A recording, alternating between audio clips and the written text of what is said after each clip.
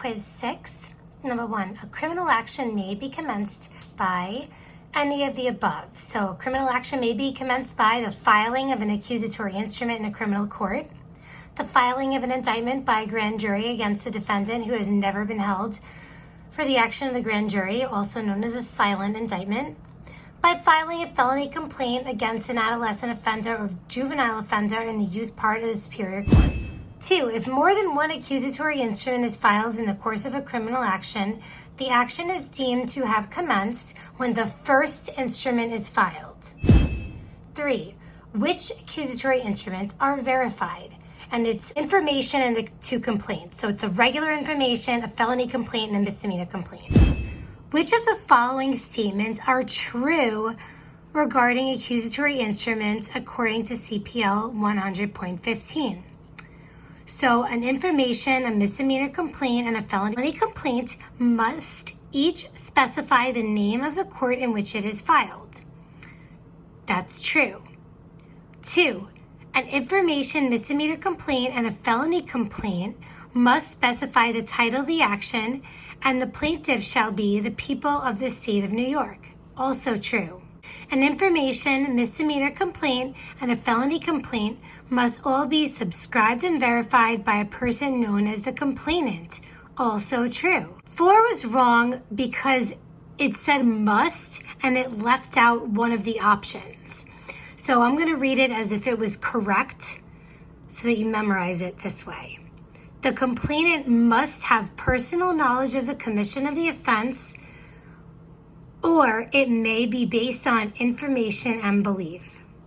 And 5, the complainant's verification of the instrument is deemed to apply only to the factual part thereof and not to the accusatory part.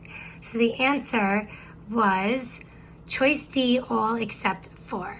True or false? An indictment may charge 2 or more defendants provided that such defendants are jointly charged with every offense therein. You cannot have an indictment where you have one defendant charged with 20 things and one defendant charged with 2. Have to be charged with everything. 6, this is false. An indictment may charge 2 or more defendants irrespective of whether each defendant is charged with every offense therein. So obviously if 5 was true, 6 had to be false, and 6 is false. 7, a written instrument accompanying or filed in connection with an information, a simplified information, a misdemeanor complaint, or a felony complaint, subscribed and verified by a person other than the complainant, is a supporting deposition. Defendant may request a supporting deposition, and the answer is all of the above, but this was a best answer question because choice C is pretty vague if the request is made prior to the start of trial, but let me just read all of these the way they are. So a defendant may request a supporting deposition when the defendant is charged with an offense pursuant to a simplified information, if the request is made within 30 days of the date the defendant was directed to appear in court, if the request is made prior to the start of trial, by motion if the request is made after 30 days but within 90 days. So basically just know all those things. So you have a right to make the request and get your supporting deposition if you do it within 30 days of the date on your appearance ticket, and it's before trial. And then if you pass the 30 days but it's within 90 days, you can make a motion for it. But you don't need the motion if you do it within the 30 days. That's only if you don't get it done within the 30 days. 9, when the court receives a timely request for a supporting deposition, the court must order the complainant police officer to serve a copy of such deposition on the defendant or his attorney. The police officer must do this within 30 days or at least 5 days before trial, whichever is earlier. So it's 30 days of the court receiving the request, 5 days before trial, whichever of those time periods is sooner or earlier. 10, now this is true. Notwithstanding any other provision of law to the contrary, where a person is charged with a simplified information and is served with an appearance ticket, such appearance ticket must contain a notice informing defendant that they have the right to request a supporting deposition within 30 days from the date they're directed to appear in court. This language must be followed by a question that states, do you request a supporting deposition?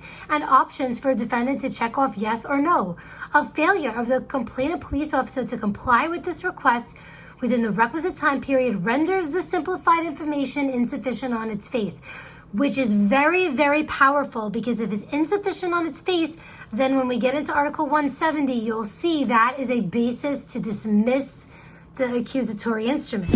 11, an information is, quote, sufficient on its face when you need all of these things to be true. So you need A, B, and C. It substantially conforms to the requirements prescribed in 100.15. B, the allegations of the factual part along with any supporting depositions which accompany it provide reasonable cause to believe the defendant committed the offense charged in the accusatory part of the information. And C, non-hearsay allegations of the factual part along with any supporting depositions establish, if true, each element of the offense charged and the defendant's commission thereof. So I'm going to just give a quick practical example of this, because I just want everyone to understand what they're talking about here when they're talking about this. So if I put in an accusatory instrument just a factual part and not an accusatory part, that's insufficient. If I do the opposite and I just put an accusation with no facts, that's also insufficient. So if I put in the instrument that Janie committed a petit larceny, but I don't put in but I don't say anything about how Janie walked into a store and stole makeup, I leave that out. If I leave either of those things out, the part where I accuse her of committing petty larceny or the part where I say what she actually did, it's insufficient on its face. 12. CPL 100.40, a misdemeanor complaint or a felony complaint is sufficient on its face when, and the answer was A. And it just says it substantially conforms to the requirements prescribed in 100.15. The other two are incorrect. And I really, really recommend that you go back and read this section carefully and make sure you understand the difference between a requirements for an information and the requirements for a complaint. Basically, the information, it's got to have more in it than the complaint.